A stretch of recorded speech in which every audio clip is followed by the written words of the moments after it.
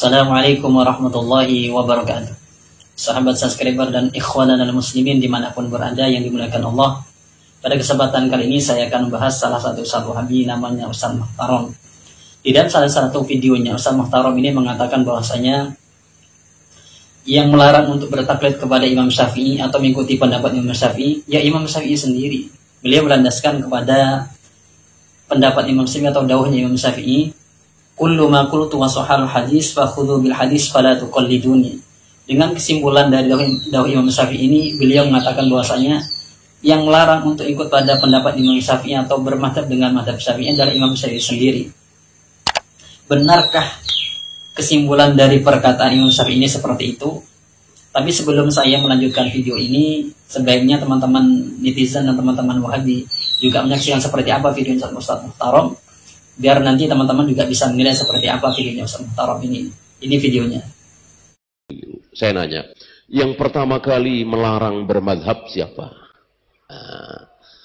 Yang pertama kali melarang bermadhab kepada madhab Syafi'i siapa? Imam Syafi'i sendiri. Imam Syafi'i sendiri. Kullu ma qultu wa sahal hadis fakhudhu bil hadis wa la tuqalliduni. Setiap yang aku katakan kok bertentangan dengan hadis yang sahih, pegang hadis yang sahih. Jangan bertaklid kepadaku. Bertaklid kepada beliau berarti bermadzhab kepada beliau. Jangan.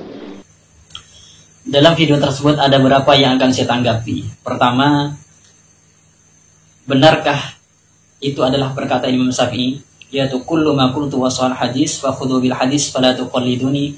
Benarkah ini perkataan Imam Syafi'i? Setelah saya cek dari beberapa kitab, berkitab Syafi'i atau kitab Ashabus Syafi'i, itu saya tidak menemukan perkataan ini.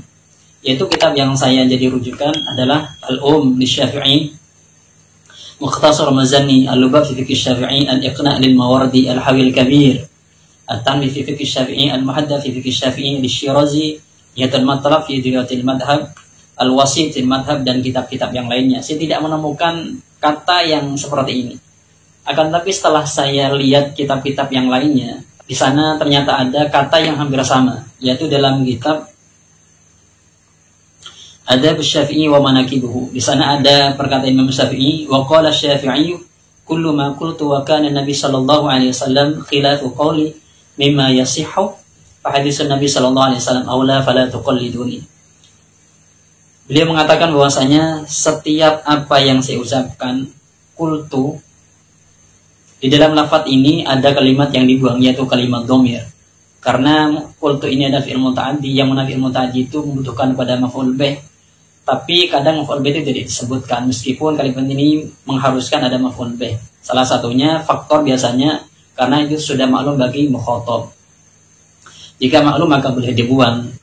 Ya, maklumnya itu bagi teman-teman yang sudah ngerti ilmu nahwu, bagi yang tidak mengerti ya tidak maklum juga.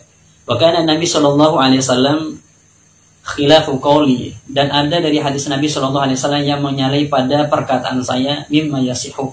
Sifatnya hadis Nabi sallallahu alaihi wasallam itu mimma yasihu, yang rutbatul hadisnya itu hadis sahih. Maka bagaimana kalau begitu, kata Imam Syafi'i, fa hadis Nabi sallallahu alaihi wasallam aula.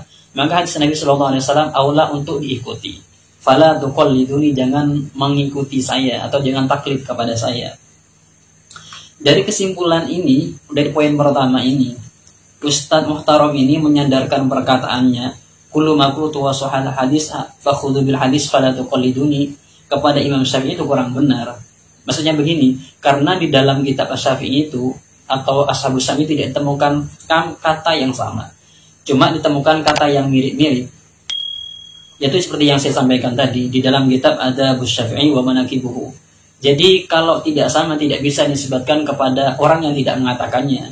Karena begini, kullu ma nusibah mimma laysa minhu, ini termasuk gidib. Setiap sesuatu yang disandarkan tidak pada orang yang mengucapkan, ini termasuk gidib. Jadi menurut saya Ustaz Muhtarom ini, ia termasuk dia kitbun fil lafzi alladhi yunsabu ila Syafi'i. Menurut saya seperti itu. Tapi kalau misalnya pertanyaannya begini, lah kan itu kan kandungannya sama. Tidak bisa, meskipun kandungannya sama, kalau tidak persis secara redaksinya itu tidak bisa dikatakan atau dinisbatkan kepada orang yang tidak mengucapkannya. Logikanya begini. Kalau kita dengarkan hadisnya begini, innamal a'malu binniyat. Sesungguhnya pekerjaan-pekerjaan itu berdasarkan niat. Rasulullah menyebutkan a'mal dengan kata jamak. Kemudian kita mengubahnya jamak dengan bentuk mufrad. Itu innamal amalu binniyat. Kemudian dan menyandarkan kepada Rasulullah. Nggak bisa, karena secara motonya tidak benar disandarkan kepada Rasulullah SAW. Itu logikanya. Kemudian kedua, benarkah dengan perkataan Imam Syafi'i, kullu ma qultu wa kana Nabi sallallahu alaihi wasallam khilafu qawli ma yasihu fa hadisun Nabi sallallahu alaihi wasallam aula fala tuqalliduni. Ini menyuruh Imam Syafi'i, atau ini mengandung bahwasanya Imam Syafi'i tidak menyuruh, tidak boleh taklid kepadanya atau tidak mengikuti kepada madhabnya. Menurut saya begini, di dalam memahami satu madhab itu kita harus merujuk kepada orang yang terdekat dengan Imam Syafi'i, atau istilahnya itu bahasanya begini, mengikuti rujukan ulama yang ada di madhab Asy-Syafi'i. Ternyata setelah saya lihat, ulama yang menjadi rujukan, salah satu ulama yang menjadi rujukan di madhab Syafi'i itu adalah Imam An-Nawawi. Sedangkan Imam Nawawi di dalam kitab Syarhul Muhadzab, beliau menjelaskan perkataan Imam Syafi'i ini. Beliau mengatakan, wa hadza alladhi qalahu Syafi'i laysa ma'nahu anna kulla ahadin ra'a hadisan sahihan qala hadza madhhab Syafi'i wa 'amila bi dhahirihi. Maksudnya perkataan Imam Syafi'i ini, laisa ma'nahu anna kulla ahadin, tidaklah setiap orang yang melihat hadisan sahihan, hadis yang sahih menurut orang tersebut, qala hadza madhhab Syafi'i, mengatakan inilah madhab Asy-Syafi'i, wa 'amila bi dhahirihi, dan mengamalkan secara zahirnya hadis tersebut. Akan tetapi kata Imam Nawawi, wa innama hadza fi man lahu rutbatul ijtihad fil madhab, ini tertentu bagi orang yang sudah mencapai tingkatan ijtihad atau mujtahid dalam satu madhab. Jadi tidak benar jika perkataan Imam Syafi'i tadi diarahkan untuk tidak mengikuti pada madhab Imam Syafi'i, langsung kepada Al-Quran dan hadis. Tidak benar, karena menurut Imam Nawawi, orang yang bisa memakai maqalus Syafi'i tadi adalah orang-orang yang sudah mencapai pada tingkatan mujtahid.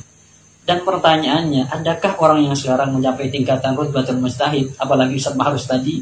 Jawab sendiri nanti di kolom komentar.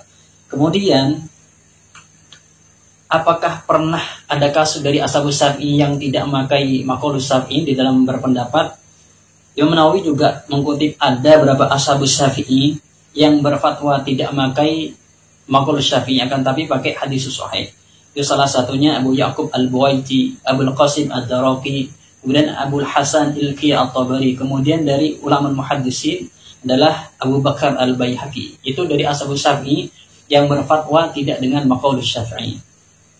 Kemudian juga salah satu kasus yang masyhur adalah ketika di dalam hadis Aftarul Hajim wal Mahjum, itu diadukan kepada Abul Walid tentang masalah hadis itu. Dan Imam Syafi'i mengatakan, kalau kita lihat di kitab Al-Um dan kitab Ar-Risalah, beliau menyatakan Al-Hajim wal Mahjum itu tidak batal tapi makruh. Nah, hadis tadi menyebutkan kan batal.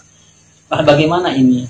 Katanya beliau, kata Abul Walid ini, Imam Syafi'i ini tahu tentang hadis tersebut, akan tetapi beliau mengatakan kesan hadis tersebut ada sesuatu yang menghalangi kesan hadis tersebut, dan ada sesuatu yang menurut beliau hadis ini tidak bisa digunakan. Itu alasan menurut Abil Walid tentang tidak menggunakan pada kasus Hajim wal Mahjum tadi. Kemudian kalau kita tanyakan, apakah mungkin ada orang sekarang yang bisa langsung mengambil kepada Al-Quran dan hadis, dan artian kalau berfatwa pakai Al-Quran, berfatwa pakai hadis? Apakah mungkin orang sekarang bisa seperti itu? Kalau kita lihat di salah satu kitab, namanya kitab Tanwirul Qulub, di sana ada keterangan yang menjelaskan bahwasanya wa man lam yuqallid wahidan minhum wa qala ana a'malu bil kitabi wa sunnah mudda'iyan fahmal ahkam minhuma fala yuslamu lahu. Beliau menyatakan bahwasanya kalau ada orang yang mengatakan dia tidak taklid kepada salah satu dari 4 madhab, dia mengatakan saya a'malu bil hadis, saya bisa mengambil hukum sendiri dalam Al-Quran, saya bisa mengambil hukum sendiri pada hadis. Mudda'iyan fahmal ahkam minhuma, dia mengaku sangat paham terhadap hukum yang ada di Al-Quran, dia mengaku sangat paham terhadap hukum yang ada di hadis-hadis Nabi SAW. Maka apa jawabnya kata beliau? Beliau mengatakan fala yuslam lahu, maka orang tersebut tidak diterima. Kenapa kok tidak terima? Karena orang itu mukhtiun dhalun mudhilun, karena orang itu seorang salah, sesat dan menyesatkan. siyamah fi hadha zamani alladhi amma fil fisqu wa kasurat fihi ad-da'wal batilah. Kata beliau, la siyama atau bahasa kita itu lebih-lebih pada zaman sekarang ini, yang mana kefasikan itu sudah menyebar luas di kalangan masyarakat atau di kalangan umat, dan banyak dari orang-orang itu yang mendakwah al-batilah.